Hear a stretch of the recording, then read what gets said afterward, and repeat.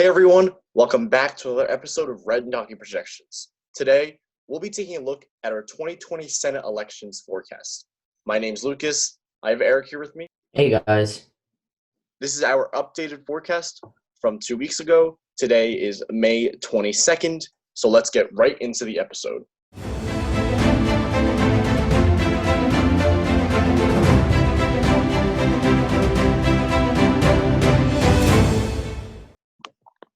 As always, we're going to be marking all the safe Democratic and Republican states first. Oregon, New Mexico, New Hampshire, we're going to actually save for later. The East Coast. Most of the East Coast. I'd say that's probably it. Now we're going to take a look at all the safe Republican states. Idaho, Wyoming, Nebraska.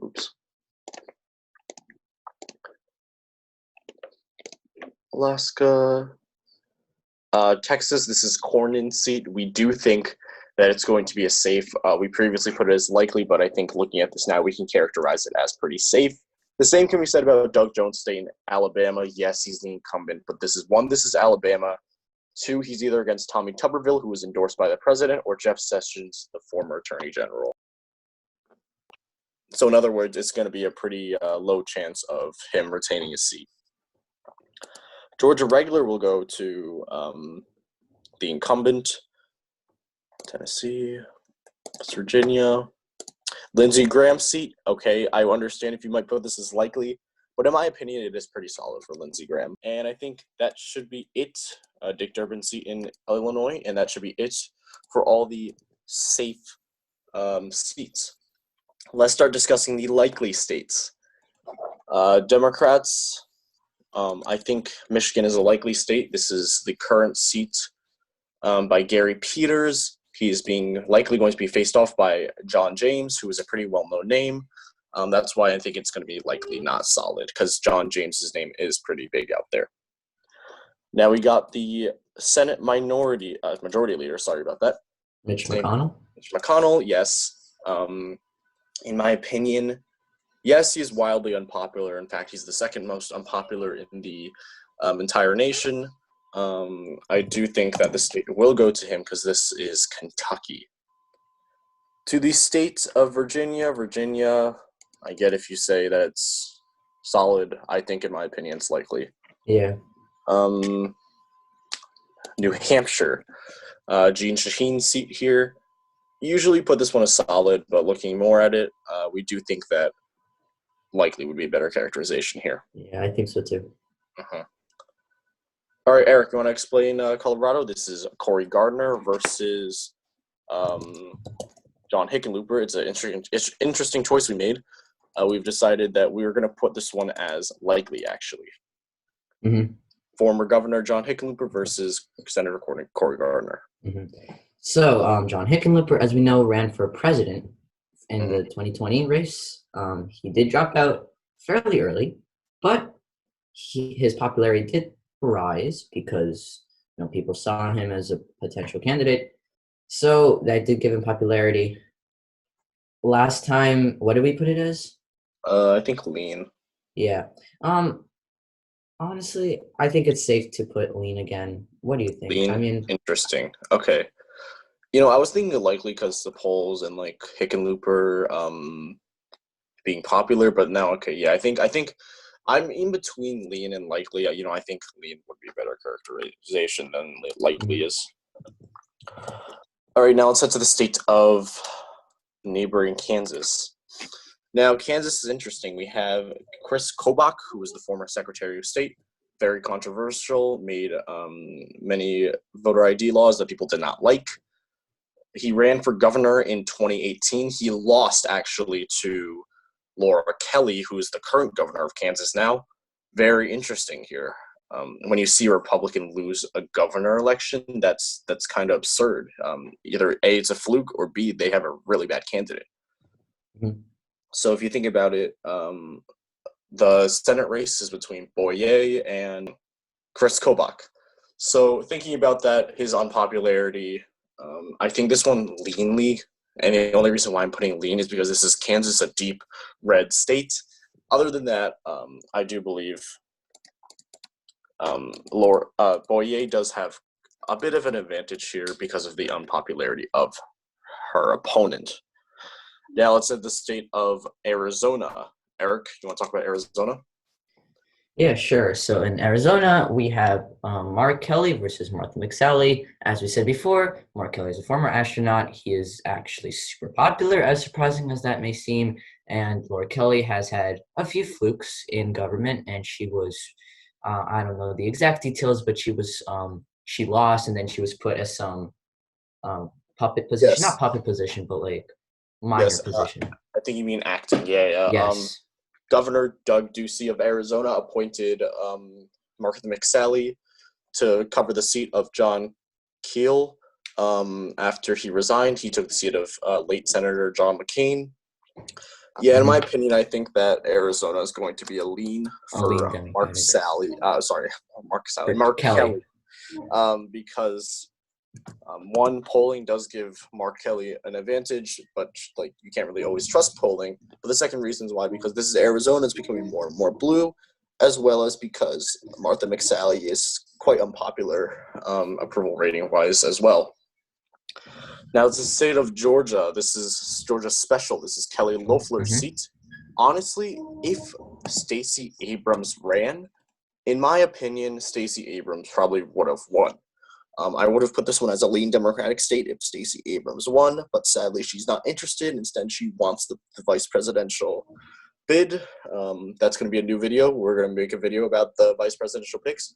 But right now, their candidate is definitely not that strong. I give this one in a lean margin. The only reason is because Kelly Loeffler is unpopular because of the insider trading scandal.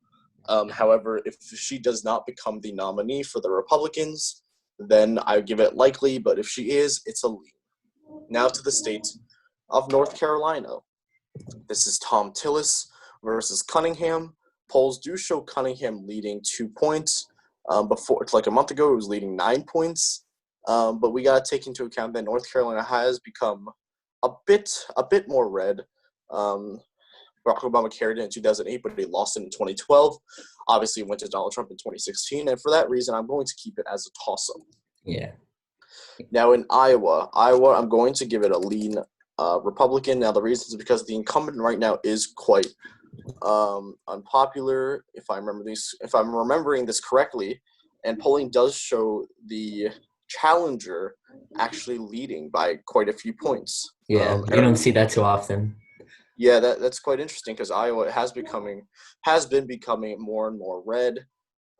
So even though his opponent might be leading by quite a few points, we have to take into account that this is Iowa. So I'm still going to give this one to the Republicans. Yep. To the state of Maine now. Maine, in my opinion, I do think this one will go to the Democrats. The Democrats will flip the state from Susan Collins, who is wildly unpopular. The most unpopular senator or congresswoman. Not Mitch McConnell. It's Susan Collins. Collins. Yeah, I think mainly that's because of her moderate stance on things. And Maine Congressional District 2, I believe, is very, very Republican. So with that being said, I do think this one will go to Sarah Gideon. Sarah Gideon is a pretty solid candidate for the Democrats to put up. She was the former Speaker of the House in Maine, a pretty big, well-known name. So she should be able to challenge Susan Collins pretty well. Now the final state, it all comes down to good old Montana. This is currently held by Senator Steve Daines. Former Governor not John Hickenlooper, but current Governor Steve Bullock is running for the seat. He is a very popular governor. He also ran for president. Yeah, he also ran for president. I think he's one of the most popular Democratic governors in the nation. This one's actually quite interesting.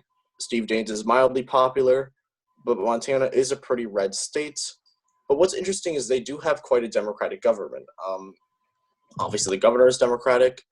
And if I remember, the other senator is also Democratic. So in my opinion, Montana polling does show, I believe it shows Bullock leading by 6 points, which is kind of interesting there. But I think that is a little bit inflated and biased to the left. Yeah. In my opinion, Montana will likely be a toss-up state because taking into account that, one, this is Montana, they usually vote Republican, and two, Steve Bullock is a popular governor against a mildly popular senator. So in my opinion, it will be very, very close in this state. Yeah. Anyway, this is our final map. It will all come down to Montana and North Carolina.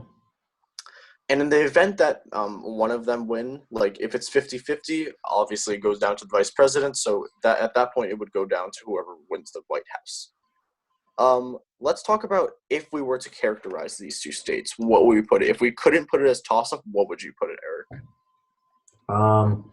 That's difficult. So I'll talk about Montana first. So we got Bullock versus the incumbent. No. Yes, Bullock versus the incumbent. Yeah, Bullock versus the incumbent. Yes, not bad. That's super difficult because you have one super popular candidate and then you have the incumbent. And you say the government is Democratic, so. But they do vote quite Republican on this presidential level, which is quite interesting. I would say personally tilt D, with the reason being that Trump's approval rating has been going down the last few days. Montana also sees that as well. So if we had to characterize it, it would be a tilt D. In my opinion, I would not characterize this. I cannot safely characterize it as safe D. Now, North Carolina, quite honestly, the Democrats have a good shot here. They were a pretty solid candidate, and it's against a pretty unpopular senator. I do think the Democrats can carry the state. What are your thoughts on that? But this is only if we have to characterize it. Yeah, if we have to characterize it, yes. Mm-hmm. And we do see that Cunningham is in the lead slightly, right? Yes, correct. So if that were to carry on somehow into the official election, that would be able to push him over a little. But again, this is only if I had to choose. I don't know for sure. None of us know for sure. Yeah, I agree with that. So if we had to characterize these two states, the Democrats will take back the Senate. But in my opinion, I don't think we have enough information to do that. So these are our final numbers, 49-49. Thank you all so much for watching this episode. If you like this episode, please hit the like button. If you like our content, please hit subscribe. We'll see you in our next video tomorrow. See ya.